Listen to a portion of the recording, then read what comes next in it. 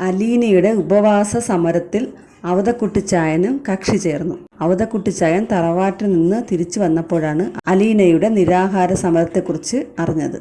പക്ഷേ സ്റ്റാൻലിയുടെ പക്ഷം നിൽക്കുന്നത് പോലെയാണ് അവതക്കുട്ടിച്ചായൻ സ്റ്റാൻലിയോട് പെരുമാറിയത്.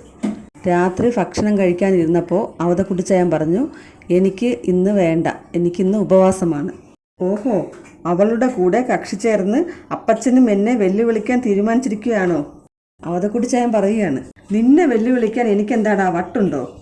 ഈ ഉപവാസം എന്നൊക്കെ പറഞ്ഞാലേ വെറും പുല്ലാണെന്ന് നമുക്ക് തെളിയിച്ചു കൊടുക്കണം ലാലിച്ച.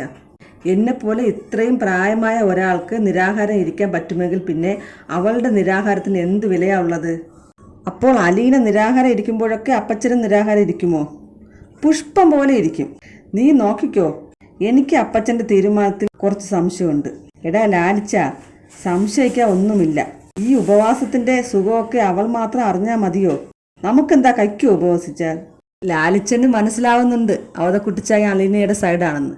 ലാലിച്ചൻ പറഞ്ഞു, ആ നടക്കട്ടെ, നമുക്ക് നോക്കാം എന്താവുമെന്ന്.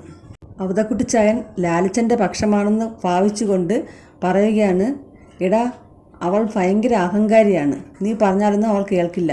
നീ അവളെ തിരിച്ചു കൊണ്ടാക്ക്. പെൺകുട്ടികൾക്ക് ഇത്രയും അഹങ്കാരം പാടില്ല. അല്ലെങ്കിൽ നീ അവളെ എൻ്റെ കൂടെ പുനലൂർക്ക് വിട്, ഞാൻ അവളെ കൊണ്ടുപോകാം.